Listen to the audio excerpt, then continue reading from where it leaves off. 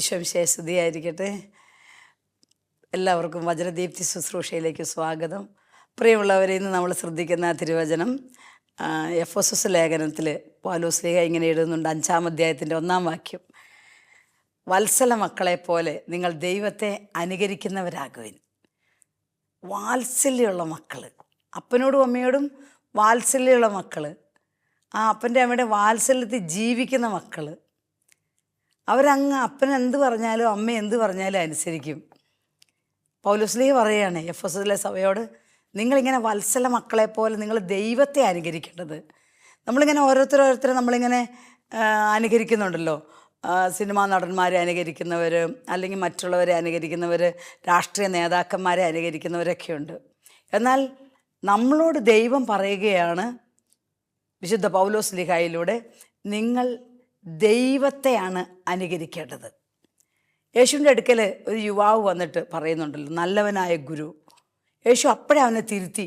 ആ സെക്കൻഡ് അത് കേട്ട് ഈശോ അങ്ങ് ആനന്ദിച്ചൊന്നുമില്ല, ഞാൻ സംതിങ് ആയി, അവൻ പറഞ്ഞല്ലോ ഞാൻ നല്ലവനാന്ന്. ഈശോ അപ്പം തന്നെ അങ്ങ് തിരുത്തി. എന്താ പറഞ്ഞത്? പിതാവ് മാത്രമാണ് നല്ലവൻ, സ്വർഗസ്ഥനായ പിതാവാണ് നല്ലവൻ എന്ന്.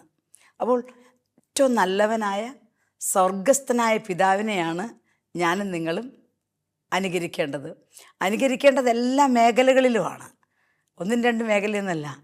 സ്നേഹത്തിൽ, ക്ഷമയിൽ, സഹനത്തിൽ, പാപത്തോടുള്ള നമ്മുടെ മൈൻഡ് സെറ്റ്, ഇതൊക്കെ പ്രധാനപ്പെട്ട കാര്യമാണ്.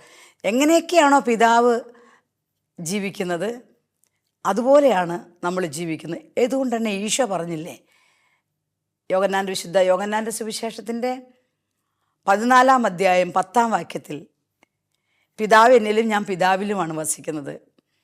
ഞാൻ സ്വമേധയെ ഒന്നും പറയുന്നില്ല, മറിച്ച് എന്നിൽ വസിക്കുന്ന പിതാവ് അവിടുത്തെ പ്രവൃത്തികൾ ചെയ്യുകയാണ്. നോക്കണം, ആ പിതാവിനെ അനുകരിക്കുന്ന യേശുവിൻ്റെ വാക്കുകളാണ് നമ്മൾ ശ്രദ്ധിക്കേണ്ടത്. ഞാൻ സ്വമേധയെ ഒന്നും പറയുന്നില്ല, തോന്നിയതുപോലെ പറയുകയും തോന്നിയതുപോലെ ജീവിക്കുകയും ചെയ്യുന്നതല്ല ക്രിസ്തീയ ജീവിതം. എനിക്കിഷ്ടമുള്ള പോലെ ജീവിക്കുക. ചില ആളുകൾ പറയും, എന്നെ അങ്ങനെ ആരും തിരുത്താൻ വരണ്ട, ഞാൻ ജീവിക്കുന്ന എൻ്റെ കാശ് കൊണ്ടാ, എൻ്റെ ഇഷ്ടം പോലെയാ. ചില ആളുകൾ പറയും, നമ്മളെങ്ങനെയാണ് ജീവിക്കേണ്ടത്, നമ്മളങ്ങനെ ജീവിച്ചാൽ പോരാ, നാട് ഓടുമ്പോൾ നമ്മൾ നടുവേ ഓടണം. ചേര തിന്നുന്ന നാട്ടിൽ ചെന്നാൽ ചേരയുടെ കഷ്ണം തന്നെ തിന്നണം. ഇതൊക്കെ നമ്മുടെ ഒരു മൈൻഡ്. എന്നാൽ യേശുക്രിസ്തു അങ്ങനെ ആയിരുന്നില്ല. നമ്മളെ പഠിപ്പിച്ചു തരാൻ വേണ്ടി യേശു പിതാവിനെ അനുകരിച്ച് നമുക്ക് കാണിച്ചു തന്നു. പിതാവ് സ്നേഹമാണെന്ന് പറയുമ്പോൾ യേശു ആ സ്നേഹം നമ്മുടെ ജീവിതത്തിൽ കൊണ്ടുവന്നു. നമ്മൾ വായിക്കുകയല്ലേ വിശുദ്ധ യോഹന്നാൻ എഴുതിയ ലേഖനം, 1-ാം ലേഖനം 4-ാം അധ്യായം 8-ാം വാക്യം. 1 യോഹന്നാൻ 4:8 നമ്മൾ വായിക്കും, ദൈവം സ്നേഹമാണ്. അപ്പോൾ ദൈവം പിതാവ് സ്നേഹമാണ്. ആ സ്നേഹത്തിൽ ജനിച്ചു വന്നവനാണ് ഈശോ. അപ്പോൾ സ്നേഹത്തിൻ്റെ കാര്യത്തിൽ പിതാവിൻ്റെ സ്നേഹം മുഴുവനും യേശുവിന് ഉണ്ടായിരിക്കണം. അതുകൊണ്ടാണ് യേശു ഇങ്ങനെ പറഞ്ഞത് തൻ്റെ പരസ്യ ജീവിതത്തിൽ. വിശുദ്ധ യോഹന്നാൻ്റെ സുവിശേഷത്തിലേക്ക് വരുമ്പോൾ നമ്മൾ വായിക്കും, 13-ാം അധ്യായത്തിൻ്റെ 15-ാം വാക്യത്തിൽ യേശു പറഞ്ഞു, സ്നേഹിതന് വേണ്ടി ജീവൻ അർപ്പിക്കുന്നതിനേക്കാൾ വലിയ സ്നേഹമില്ല. സ്നേഹിതന് വേണ്ടി ജീവൻ അർപ്പിക്കുന്നതിനേക്കാൾ വലിയ സ്നേഹമില്ല. പ്രിയപ്പെട്ടവരെ, പിതാവിൻ്റെ സ്നേഹം മുഴുവനും യേശുക്രിസ്തുവിലുണ്ടായിരുന്നു. പിതാവിനെ അനുകരിച്ചവനാണ് യേശുക്രിസ്തു. അതുകൊണ്ടാണ് ഈശോ ഇങ്ങനെ പറയുക തൻ്റെ പരസ്യ ശുശ്രൂഷ കാലഘട്ടത്തിൽ. എന്തു പറഞ്ഞു? വിശുദ്ധ യോഹന്നാൻ്റെ സുവിശേഷത്തിലേക്ക് വരുമ്പോൾ 15-ാം അധ്യായത്തിൻ്റെ 13-ാം തിരുവചനത്തിൽ നമ്മളിങ്ങനെ വായിക്കും, സ്നേഹിതന് വേണ്ടി ജീവൻ അർപ്പിക്കുന്നതിനേക്കാൾ വലിയ സ്നേഹമില്ല. യേശുവിൻ്റെ ജീവിതത്തിൽ യേശു അതങ്ങ് പ്രാവർത്തികമാക്കി തന്നു അല്ലേ. സ്നേഹിതന് വേണ്ടി ജീവൻ അർപ്പിക്കുന്നതിനേക്കാൾ വലിയ സ്നേഹമില്ല എന്ന് പറഞ്ഞ കർത്താവ് നമ്മൾക്ക് ഓർമ്മയുണ്ടല്ലോ. ഒലിവ് തോട്ടത്തിൽ യൂദാസ് ഒറ്റിക്കൊടുക്കാൻ വന്നപ്പോഴേ ഈശോയുടെ കൂടെ ഈശോയെ പിടിക്കാൻ വേണ്ടി പടയാളികൾ വരിക, വാളും വടിയും ഒക്കെ ആയിട്ട്. ഈശോയുടെ കൂടെ തൻ്റെ ശിഷ്യന്മാരും ഉണ്ടായിരുന്നു. ഈശോ പറയുന്നുണ്ട് അവരോട്, എന്നെയല്ലേ നിങ്ങൾക്ക് ആവശ്യം, എന്നെ പിടിച്ചോ, അവർ പോയിക്കൊള്ളട്ടെ. അപ്പം തന്നെ എല്ലാ ശിഷ്യന്മാരെയും യേശു അവിടുന്ന് മാറ്റുകയാണ്. തന്നെ ആ തടവറയിലേക്ക്, അല്ലെങ്കിൽ തന്നെ കൊല്ലാൻ കൊണ്ടുപോകുമ്പോൾ തന്നെ പോകാൻ വേണ്ടിയിട്ട് ഒറ്റയാളെയും ഒറ്റ ശിഷ്യന്മാരെ യേശു പിടിപ്പിച്ചില്ല. യേശു പറഞ്ഞു, അവർ പൊയ്ക്കോട്ടെ, അവരെ നിങ്ങൾ പറഞ്ഞു വിട്, എന്നെയല്ലേ നിങ്ങൾക്ക് ആവശ്യം, നിങ്ങൾ എന്നെ പിടിച്ചാൽ മതി. അതുകൊണ്ട് ആ യേശുവിൻ്റെ ആ വാക്കുകൾ യേശുവിൻ്റെ ജീവിതത്തിൽ നമുക്കത് മനസ്സിലാക്കാനായിട്ട് പറ്റും. അപ്പം നമ്മൾ വത്സല മക്കളെ പോലെ ദൈവത്തെ അനുകരിക്കുക എന്ന് പറയുമ്പോൾ, പ്രിയപ്പെട്ടവരെ, നമ്മുടെ കുടുംബ ജീവിതത്തിൽ ജീവിത പങ്കാളിയെ, നമ്മുടെ മക്കളെ, വയസ്സായ നമ്മുടെ മാതാപിതാക്കന്മാരെ, നമ്മുടെ ബന്ധുക്കൾ, നമ്മുടെ ചേർന്ന് നിൽക്കുന്നവർ, നമ്മുടെ അയൽവക്കക്കാർ, നമ്മുടെ ഇടവകയിലുള്ളവരോടൊക്കെ നമ്മൾ ഈ ദൈവത്തെ അങ്ങ് അനുകരിച്ച് കാണിക്കണം, അല്ലേ? ദൈവത്തിന് പാപികളുണ്ടായിരുന്ന മനോഭാവം പഴയ നിയമം പരിശോധിക്കുമ്പോൾ നമുക്ക് കാണാനായിട്ട് പറ്റും. ഉൽപ്പത്തി പുസ്തകത്തിൻ്റെ 4-ാം അധ്യായത്തിൽ പിതാവായ ദൈവം പാപികളെ എങ്ങനെ കരുതുന്നു എന്നുള്ള ഒരു വലിയ ഒരു സംഭവം നമ്മൾ വായിക്കും. 4-ാം അധ്യായത്തിൻ്റെ 6-ാം വാക്യത്തിൽ ദൈവമായ കർത്താവ് കായേലിൻ്റെ അടുക്ക വരികയാണ്. കായേലിനോട് പറയുന്നുണ്ട്, കായേൽ, നിൻ്റെ മുഖം ഇങ്ങനെ വാടിപ്പോയത് എന്നാണ്, നീ എന്തെങ്ങനെ കോപിച്ചിരിക്കുന്നത്? നീ ഉചിതമായി പ്രവർത്തിക്കണം. പാപം നിൻ്റെ മേലിങ്ങനെ താല്പര്യം വെച്ചിട്ടുണ്ട്, അത് പടിവാതിക്കൽ നിന്നെ കാത്തിരിപ്പുണ്ട്, അതിനെ താല്പര്യം വെച്ചിരിക്കുകയാണ്, നീ അതിനെ കീഴടക്കണം, ഉചിതമായത് ചെയ്യണം.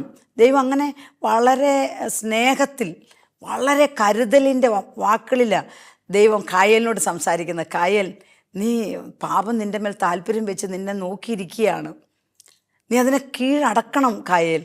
കാരണം നീ അതിനെ കീഴടക്കുന്നില്ലെങ്കിൽ അത് നിൻ്റെ മേൽ താല്പര്യം വെച്ചുകൊണ്ട് നിന്നെ അത് കീഴടക്കും. എത്രയൊരു സ്നേഹത്തോടുള്ളൊരു ഉപദേശമാണ് ദൈവമായ കർത്താവ്, പിതാവായ ദൈവം കായേലിന് നൽകുന്നത്. കായേലിന് അതൊന്നും മൈൻഡ് ചെയ്തില്ല. കായേൽ എന്ത് ചെയ്തു? കായേൽ ആബേലിനെയും കൂട്ടി വയലിൽ പോയി അവിടെ വെച്ച് അവനോട് കയർത്തു, അവനെ കൊന്നുകളഞ്ഞു. അങ്ങനെ കൊന്നുകളഞ്ഞതിന് ശേഷം ദൈവമായിട്ട് സംസാരിക്കുന്നുണ്ട് കായേൽ. ദൈവം ചോദിക്കുന്നുണ്ട്, സഹോദരൻ എവിടെയാണ്? നിൻ്റെ സഹോദരൻ്റെ രക്തം കുടിക്കാൻ വാവിളർന്ന ഭൂമി നിനക്ക് വേണ്ടി കാത്തിരിക്കുകയാണ് എന്നൊക്കെ പറഞ്ഞ് ദൈവം കായേലിനോട് സംസാരിക്കുന്നുണ്ട്. കായേൻ വളരെയധികമായി വിഷമിച്ച് പ്രയാസപ്പെട്ട് ദൈവം മുമ്പാകെ അവൻ തെറ്റ് ചെയ്തു പോയി. അവനൊരു പാപിയായി മാറി. അതൊക്കെ അവനറിയാം. ആളുകളെല്ലാം അവനെതിരായി മാറി. ഉൽപ്പത്തി പുസ്തകത്തിന് 4:15 വായിച്ചു നോക്കൂ. അവിടെ എന്താണ് നമ്മൾ കാണുക? കായേൽ സങ്കടപ്പെട്ട് ദൈവത്തിനടുക്ക് തിരിച്ചു വന്നിട്ട് പറയുകയാണ്, എന്നെ എല്ലാവരും ശിക്ഷിക്കാൻ നോക്കുക, എന്നെ എല്ലാവരും കൊല്ലാൻ നോക്കുകയാണ്, ദൈവമേ എല്ലാവരും എന്നെ കൊല്ലാൻ നോക്കുകയാണ്. അപ്പോൾ കർത്താവ് പറയുന്നുണ്ട് കേട്ടോ, കായേലിനെ കൊല്ലുന്നവൻ്റെ മേൽ 7 ഇരട്ടിയായിട്ട് ഞാൻ പ്രതികാരം ചെയ്യും. ആരും കായേലിനെ കൊല്ലാതിരിക്കാൻ, അവനെ ശിക്ഷിക്കാതിരിക്കാൻ ദൈവം അവൻ്റെ മേലൊരു മുദ്ര വയ്ക്കുകയാണ്. പ്രിയപ്പെട്ടവരെ, ആ പാപിയോടുള്ള കരുതൽ, സ്നേഹം, പാപിയെ പാപത്തിലോടുകൂടെ ഇല്ലാതാക്കുകയല്ല പിതാവായ ദൈവം ചെയ്തത്. നമ്മളൊക്കെ ഇങ്ങനെ പറയുവേ, പുകഞ്ഞ കൊള്ളി പുറത്ത്.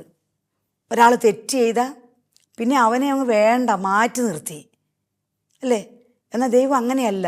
അതുകൊണ്ടാണ് പൗലോസ്ലീഹ പറയുക, നിങ്ങൾ വത്സല മക്കളെ പോലെ ദൈവത്തെ അനുകരിക്കുന്നവരാകണം.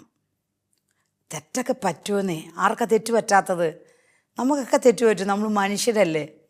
നമ്മുടെ ദൈവം, നമ്മുടെ പിതാവ് എങ്ങനെയാണ് പാപികളെ കൈകാര്യം ചെയ്തതെന്ന് നമ്മൾ തിരിച്ചറിയുന്നത് നല്ലതാണ്.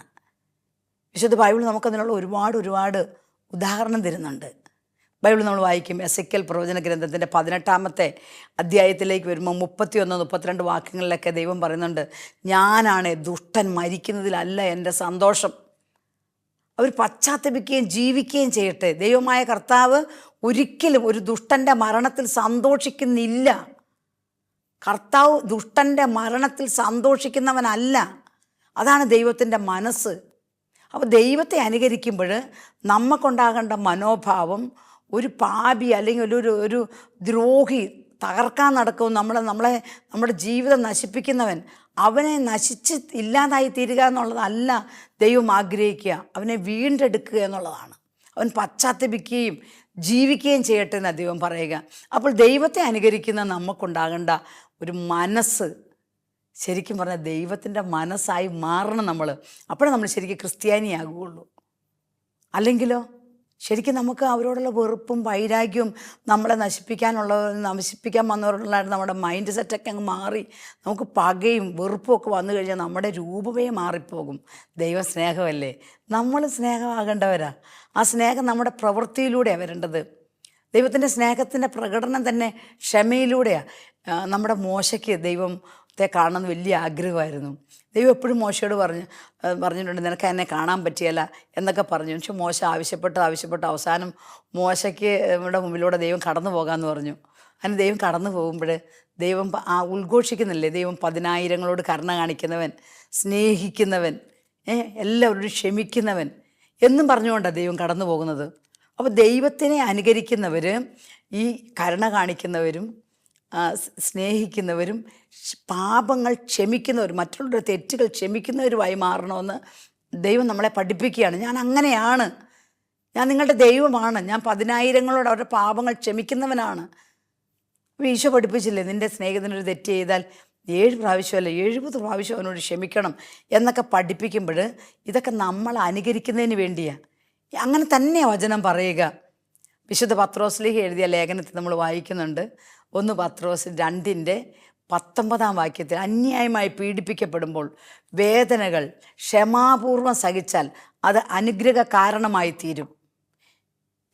ഇതിനു വേണ്ടിയാണ് നിങ്ങൾ സഹിക്കേണ്ടത്. നമ്മൾ അനുകരിക്കുന്നതിന് വേണ്ടി ഈശോ അതിന് മാതൃക കാണിച്ചു എന്ന് അവിടെ നമ്മൾ വായിക്കുക. അവൻ നമുക്ക് മാതൃകയായി നമ്മൾ അനുകരിക്കുന്നതിന് വേണ്ടി അന്യായമായ പീഡകളെ എങ്ങനെയാണ് യേശു കൈകാര്യം ചെയ്തതെന്ന് അത് നമ്മൾ മനസ്സിലാക്കണം. എങ്ങനെയാണ് യേശു കൈകാര്യം ചെയ്തതെന്ന് യേശയ്യാ ദീർഘദർശിയുടെ ദർശനത്തിൽ നമ്മൾ വായിക്കുന്നുണ്ട്. യെശയ്യാ പ്രവചന ഗ്രന്ഥത്തിൻ്റെ 42-ാമത്തെ അധ്യായത്തിലാണ് നമ്മൾ വായിക്കുക 2 മുതലുള്ള വാക്യങ്ങളിൽ. അവൻ തർക്കിക്കുകയോ ബഹളം കൂട്ടുകയോ ചെയ്തില്ല, അവൻ മങ്ങിയ തിരി കെടുത്തിക്കളഞ്ഞില്ല, അവൻ ചതഞ്ഞ ഞാങ്ങണം മുറിച്ച് കളഞ്ഞില്ല, അവൻ നിശബ്ദനായിരുന്നു, അവൻ ബഹളം വെച്ചില്ല, കരഞ്ഞില്ല, വിലപിച്ചില്ല. യേശു അങ്ങനെയാണ് നമുക്ക് മുമ്പിൽ മാതൃകയായിട്ട് നിൽക്കുന്നത്. അപ്പം നമ്മൾ അന്യായമായി നമ്മളെ മറ്റുള്ളവർ ദ്രോഹിക്കുമ്പോൾ, നമുക്കെതിരായി നിൽക്കുമ്പോൾ, നമ്മളെ തകർക്കാൻ നോക്കുമ്പോൾ നമ്മളെങ്ങനെയാണ് പെരുമാറിയിട്ടുള്ളത്? ഒരു ചെറിയൊരു വിഷമം ഉണ്ടാകുമ്പം തന്നെ അതുണ്ടാക്കിയവരുള്ള നമ്മുടെ മനോഭാവം എന്താണ്? വത്സല മക്കളെ പോലെ ദൈവത്തെ അനുകരിക്കണ്ടേ നമ്മൾ? ക്രിസ്തുവിൻ്റെ ഫോളോവേഴ്സാന്നൊക്കെ പറഞ്ഞിട്ട് ക്രിസ്തു ചെയ്തതല്ലേ നമ്മൾ ചെയ്യേണ്ടത്? ക്രിസ്തു ചെയ്തതാകട്ടെ സ്വർഗസ്ഥനായ പിതാവ് ചെയ്തതും. അതുകൊണ്ടാണ് വിശുദ്ധ മത്തായിയുടെ സുവിശേഷത്തിൻ്റെ 5-ാം അധ്യായം 48-ാം വാക്യത്തിൽ യേശു പറഞ്ഞു, നിങ്ങളുടെ സ്വർഗസ്ഥനായ പിതാവ് പരിപൂർണനായിരിക്കുന്നത് പോലെ എല്ലാ കാര്യങ്ങളിലും നിങ്ങളും പരിപൂർണരായിരിക്കണം. നോക്കണം, നമ്മൾ പരിപൂർണരായിരിക്കണം. കുറച്ചൊന്നും പോരാ കേട്ടോ, കുറച്ചൊന്നും പോരാ. 50%. ചില ആളുകളിങ്ങനെ പറയും, നാം പാതി ദൈവം പാതി. അങ്ങനെ ഒരു സംഭവ സുവിശേഷത്തില്ല കേട്ടോ, ബൈബിളിലില്ല. പൂർണ്ണ ഹൃദയത്തോടെ നീ ദൈവത്തെ അനുകരിക്കണം, പൂർണ്ണ മനസ്സോടെ ദൈവത്തെ സ്നേഹിക്കണം. പൂർണ്ണതയല്ല അത്. അപ്പോൾ അതുകൊണ്ട് നമ്മുടെ ജീവിതം നമുക്ക് ശരിക്കും പറഞ്ഞു കഴിഞ്ഞാൽ ഈ ക്രിസ്തീയ ജീവിതം എന്ന് പറയുന്നത് നമുക്കെപ്പോഴും ഒരു റോൾ മോഡലായിട്ട് യേശുവുണ്ട്. പിതാവിനെ ആരും കണ്ടിട്ടില്ല, എന്നാൽ യേശു പറഞ്ഞു, വിശുദ്ധ യോഹന്നാൻ്റെ സുവിശേഷം 10:30 നമ്മൾ വായിക്കും, എന്നെ കാണുന്നവൻ പിതാവിനെ കാണുന്നു, ഞാനും പിതാവും ഒന്നാണെന്ന്. പിതാവായ ദൈവത്തെ ആരും കണ്ടിട്ടില്ല, ഓക്കെ. പക്ഷേ യേശു പറഞ്ഞു, എന്നെ കാണുന്നവൻ പിതാവിനെ കാണുന്നു, ഞാനും പിതാവും ഒന്നാണ്. അപ്പോൾ പിതാവ് ചെയ്യുന്നത് മാത്രം ചെയ്യുന്ന, അല്ലെ പിതാവിൻ്റെ ഇഷ്ടം മാത്രം ചെയ്യുന്ന യേശുവിനുള്ള മനോഭാവം, പാപികളോട് പിതാവിനുണ്ടായിരുന്ന ആ മനോഭാവം യേശുക്രിസ്തുവിൻ്റെ ജീവിതത്തിൽ യേശു താൻ കാണിച്ചു തന്നു, ചുമ്മാ പറയുവല്ല ചെയ്തത്. അതാണ് നമ്മൾ വിശുദ്ധ യോഹന്നാൻ്റെ സുവിശേഷത്തിൻ്റെ 4-ാം അധ്യായത്തിൽ കാണുക. സമറിയക്കാരി സ്ത്രീ നാട്ടുകാർക്കൊന്നും മതിപ്പില്ലാത്തവളായതുകൊണ്ടാണല്ലോ അവൾ പറയുക, എൻ്റെ കാര്യങ്ങളൊക്കെ എന്നോട് പറഞ്ഞു ഒരുവനെ നിങ്ങൾ വന്ന് കാണുമെന്ന്. കാരണം അവളെപ്പറ്റി ചില കിംവദന്തികളൊക്കെ നാട്ടിലുണ്ട്, സത്യമൊക്കെ തന്നെയാണെന്ന് ഇവർക്ക് പറയാം. കാരണം എന്താ, അവൾ 5 കല്യാണമൊക്കെ കഴിച്ചിട്ടുണ്ട്, ഒന്നിലും സ്ഥിരപ്പെട്ടില്ല. 1ഉം 2ഉം ഡിവോഴ്സല്ല അവളുടെ ജീവിതത്തിൽ, 5 ഡിവോഴ്സ് അവളുടെ ജീവിതത്തിലുണ്ടായത്. അങ്ങനെ നാട്ടുകാരുടെ മുമ്പിൽ ശരിക്കും പറഞ്ഞു കഴിഞ്ഞാൽ ഒരു പാപിനിയായ സ്ത്രീയാണ്. ഇപ്പോൾ ഭർത്താവല്ലാത്ത ഒരാളെ കൂടെ കൂട്ടി നടക്കുകയാണ് അവൾ. അങ്ങനെയുള്ളൊരു സ്ത്രീക്ക് വേണ്ടിയാണ് യേശു ആ യാക്കോബിൻ്റെ കിണറിൻ്റെ കരയിൽ കാത്തിരുന്നത്. ഒരു പാപിക്ക് വേണ്ടി കാത്തിരിക്കുക, എല്ലാവരെയും പറഞ്ഞു വിട്ടിട്ട് ഒറ്റയ്ക്ക്. എന്തൊരു സൗഹാർദ്ദ സംഭാഷണമായിരുന്നു അല്ലേ? നോക്കി, എനിക്ക് ഇച്ചിരി വെള്ളം തരാമോ എന്നൊക്കെ ചോദിച്ചിട്ട്. നമുക്കൊരു പാപിയായ ഒരാളോടെ നമുക്കറിയാം കള്ളുകുടിയനാണ്, അല്ലെങ്കിൽ മോശപ്പെട്ടൊരു സ്ത്രീയാണ്, അല്ലെങ്കിൽ പുരുഷനാണ്, എങ്ങനെയായിരിക്കും നമ്മൾ പെരുമാറുക? അവരെപ്പറ്റി എല്ലാം മറ്റുള്ളവരൊന്ന് കണ്ടോ കണ്ടോ അവൻ അങ്ങനത്തെവനാ, അവളിങ്ങനത്തോളാം, കണ്ടില്ലേ അണിഞ്ഞൊരുങ്ങി നടക്കുന്നു, അതിങ്ങനെയൊക്കെ പറഞ്ഞ് പൊടിപ്പും തൊങ്ങലും വെച്ച് അവരുടെ കാര്യങ്ങളൊക്കെ ചകഞ്ഞ് അവരെ മുഖത്ത് നോക്കുമ്പോൾ ഒരു പുച്ഛം അല്ലേ, ഒരു ഭാവികൾ. എന്നാൽ യേശു അങ്ങനെ ആയിരുന്നില്ല. പിതാവായ ദൈവം കായേലിനോട് കാണിച്ച അതേ സ്നേഹത്തിൻ്റെ ഒരിതല്ലേ പിതാവ് യേശുക്രിസ്തുവിലൂടെ നമ്മുടെ മുമ്പിലേക്ക് കൊണ്ടുവരുന്നത്. ആ സമരിയാക്കാരി സ്ത്രീയോട് ഇച്ചിരി വെള്ളം തരാവോ എന്നൊക്കെ ചോദിച്ച് ആ വെള്ളം തരാവോ എന്നുള്ള ചോദ്യം തന്നെ നോക്കിക്കേ. അവൾ പറഞ്ഞു ഞാൻ വെള്ളം തരികയല്ല. അവൾ ധാർഷ്ട്യത്തോടു കൂടിയാണ് സംസാരിക്കുന്നത്. യേശു അതൊന്നും മൈൻഡ് ചെയ്യുന്നതും കൂടിയില്ല. ഈശോ പറയേ എൻ്റെ കയ്യിൽ വെള്ളം വേറെയുണ്ട്, എന്നാൽ പിന്നെ അത് കുടിച്ചാൽ പോരെ. നോക്കണം, സംഭാഷണത്തിന്, ഒരു സ്നേഹത്തിന്, ഒരു സൗഹാർദ്ദത്തിന്, ഒരു പാപിയിലേക്ക് യേശു കടന്നു ചെല്ലുന്ന ഒരു രീതി നോക്കിക്കേ. ഇത് എന്തിനാ? ഇത് നമുക്ക് മാതൃകയാകാൻ വേണ്ടിയിട്ടാണ്, നമ്മൾ അനുകരിക്കാൻ വേണ്ടിയിട്ടാണ്. പാപികളോടുള്ള നമ്മുടെ മൈൻഡൊക്കെ മാറണം, അതിന് വേണ്ടിയിട്ടുള്ളതാണ്. അവരെ സ്നേഹിച്ച് വീണ്ടെടുക്കാൻ, അവർക്കൊരു ദൈവത്തെ കാണിച്ചു കൊടുക്കാൻ. അവളുടെ മുമ്പിൽ യേശു തന്നെ പറയുന്നുണ്ട്, ഞാൻ മിശിഹായ, ഞങ്ങളെ മിശിഹായ എല്ലാം പഠിപ്പിക്കുമെന്നൊക്കെ അവൾ പറഞ്ഞപ്പം യേശു അവളോട് വളരെ ലാഘവത്വത്തോടു കൂടെ, ഗമയിലൊന്നും അല്ല, ഞാൻ ഇന്നയാളോ, ഞാൻ ആരാ നിനക്കറിയാവോ, എന്നെപ്പറ്റി നിനക്ക് എന്നാ അറിയാം, എൻ്റെ നേരെ ഒന്ന് നോക്കിക്കേ, ഇങ്ങനെയൊന്നുമല്ല. യേശു പറയുന്നതാ, ഞാനാ മിശിഹ. നോക്കണം, ആ പാപികളുള്ള യേശുവിൻ്റെ ആ പെരുമാറ്റം. അതുകൊണ്ടല്ലേ അവൾ ഓടിപ്പോകുന്നത് കുട അവിടെ വെച്ചിട്ട്, നാട്ടുകാരോട് മുഴുവൻ പോയി പറഞ്ഞില്ലേ, എൻ്റെ കാര്യങ്ങളെല്ലാം എന്നോട് പറഞ്ഞു ഒരുവനെ ഞാൻ കണ്ടു, നിങ്ങളും വന്ന് കാണുക. മറ്റുള്ളവരെ യേശുവിൻ്റെ അടുക്കിലേക്ക് വിളിച്ചുകൊണ്ട് വരാൻ അവൾക്ക് നല്ല ഉത്സാഹം. കാരണം എന്താ? അങ്ങനെയാണ് യേശു പാപിയായ അവളെ സ്നേഹിച്ചത്. അങ്ങേയറ്റം. അങ്ങനെ ആരും അവളോട് സ്നേഹിച്ചിട്ടില്ല, അങ്ങനെ ആരും അവളോട് സംസാരിച്ചിട്ടില്ല, അങ്ങനെ ആരും അവളോട് പെരുമാറിയിട്ടില്ല. ആദ്യമായിട്ടാണ് ഒരു യുവാവ് അവളോട് ഒരു മോശപ്പെട്ട തിന്മയുടെ കണ്ണുകളിലൂടെ അല്ലാതെ ഒരു സ്നേഹത്തിൻ്റെ ഭാവത്തിലൂടെ സംസാരിക്കുന്നതായിരിക്കും അവൾക്ക് മനസ്സിലായത്. അതുകൊണ്ടാണ് നാട്ടുകാരെ വിളിച്ചുകൊണ്ട് വരാൻ അവൾക്ക് യാതൊരുവിധ സങ്കോചം ഉണ്ടായില്ല. എല്ലാവരും വിളിച്ചുകൊണ്ട് വരിക, നിങ്ങൾ വാ കാണ്, യാക്കോബിൻ്റെ കിണറിൻ്റെ കരയിലുണ്ട് യേശു എന്ന് പറഞ്ഞുകൊണ്ടുള്ള ആ സംഭാഷണം തന്നെ നമുക്ക് മനസ്സിലാക്കാൻ പറ്റും.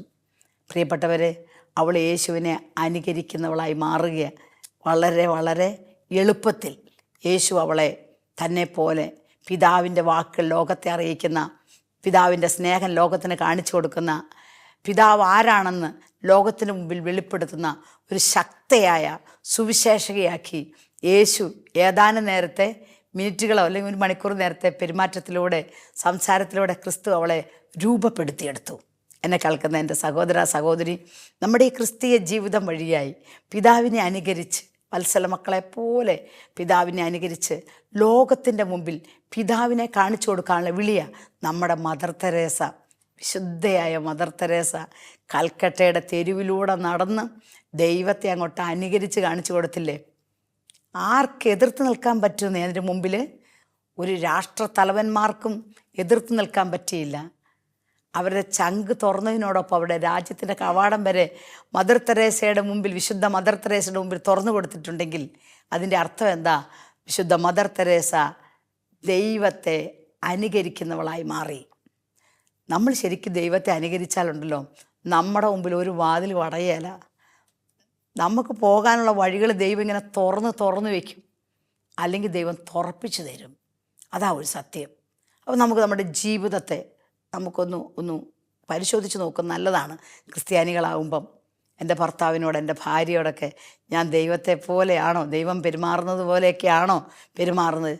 ചാടി കടിച്ച് അല്ലേ, നിങ്ങൾ കടിച്ച് കീറുകയും പിടിച്ച് വീഴുകയും ചെയ്യുന്നവരാകരുത് എന്തൊക്കെ പറഞ്ഞു വെച്ചിട്ടുണ്ട് വചനം. അപ്പം അതുകൊണ്ട് നമുക്ക് ശരിക്ക് പറഞ്ഞു കഴിഞ്ഞാൽ സ്നേഹത്തിൽ, ക്ഷമയിൽ ഒക്കെ ദൈവത്തെ അനുകരിക്കാം, സഹനത്തിൽ ദൈവത്തെ അനുകരിക്കാം. ചില ആളുകൾക്കൊന്നും സഹിക്കാൻ പറ്റുന്നേയില്ല. എന്നാൽ നമ്മുടെ കർത്താവ് നമുക്ക് കാണിച്ചു തന്ന മാതൃക എന്താ? സഹനത്തിൻ്റെ അങ്ങേ തലവാണ് കാണിച്ചു തന്നത്. യേശു ആ ഒലിവുമലയെ വെച്ചൊരു പ്രാർത്ഥനയൊക്കെ നടത്തുന്നുണ്ട്, രക്തമൊക്കെ വിയർത്തിട്ട്, പിതാവേ ഈ പാനപാത്രം ഒന്ന് മാറ്റി തരണമേ. സഹിക്കാൻ പറ്റുകയില്ല എന്ന് യേശുയ്ക്ക് മനസ്സിലായതുകൊണ്ടാണ്, ആ സഹനത്തെ മുന്നിൽ കണ്ടതുകൊണ്ടാണ് യേശു അങ്ങനെ പറയുന്നത്. വിശുദ്ധ മർക്കോസിൻ്റെ സുവിശേഷം 14-ാമത്തെ അധ്യായം 36-ാം വാക്യം.